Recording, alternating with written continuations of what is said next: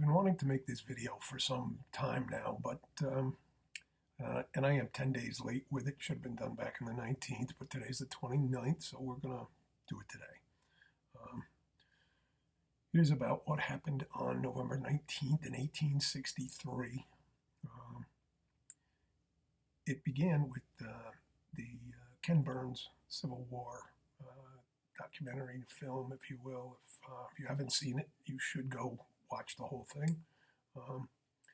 But he starts and reminds us that how widespread the Civil War was, and started many of the chapters by doing this, that reminding us that the Civil War was fought in 10,000 places. At Big Bend, Big Sandy, and the Big Sunflower River, Bunker Hill, West Virginia, Blue Springs, Tennessee, Cairo, Illinois, Golgotha Church, Georgia, Christiansburg, Kentucky, Citrus Point on the Cimarron River, and along Cowskin Bottom at Pebbly Run and La Glorieta Pass in Gettysburg.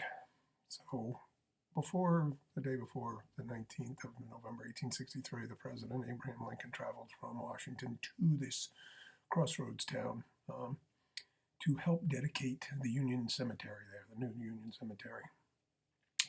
He was not the featured speaker. He was invited to give a few, what they said, appropriate remarks at the time. The main speaker of the day was a man named Edward Everett, clergyman, orator, Billy Graham type figure of that day.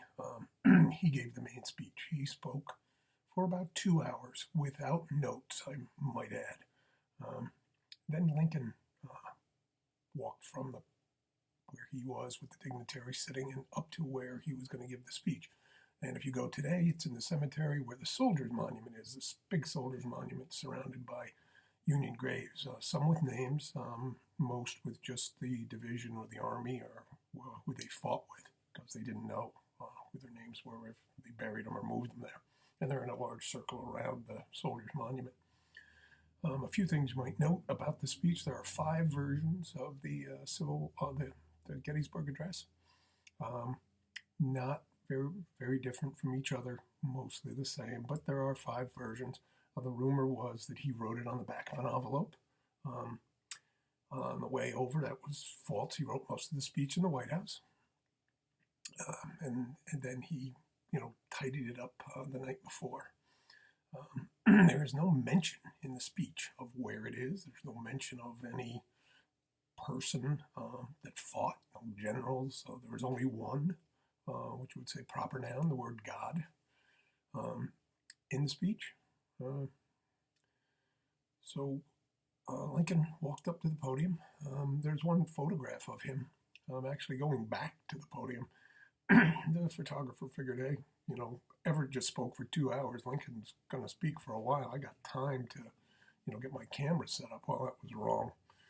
He really didn't. And Lincoln's speech was very short, and he just barely caught the president headed back to his seat. If you ever see that photograph. And what Lincoln said was probably the greatest speech in the history of this country. What he said was 77 years ago, our father brought forth upon this continent a new nation, conceived in liberty and dedicated to the proposition that all men are created equal.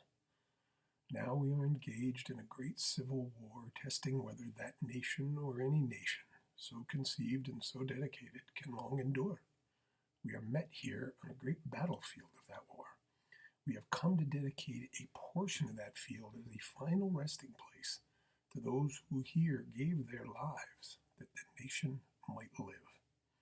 It is altogether fitting and proper that we should do this. But in a larger sense, we cannot dedicate, we cannot consecrate, we cannot hallow this ground. The brave men, living and dead, who struggled here, consecrated it far above our poor power to add or detract. The world will little note nor long remember what we say here, can never forget what they did here. It is for us, the living, rather to be dedicated to that work for which they have thus far so nobly carried on. It is for us, rather, to be dedicated to the great task remaining before us, that from these honored dead we take increased devotion to that cause for which they here gave the last full measure of devotion, that we here highly resolve that these dead shall not have died in vain, that this nation, under God, shall have a new birth of freedom, and that this government of the people, by the people, for the people, shall not perish from the earth. That's the Gettysburg Address, given November 19th, 1863.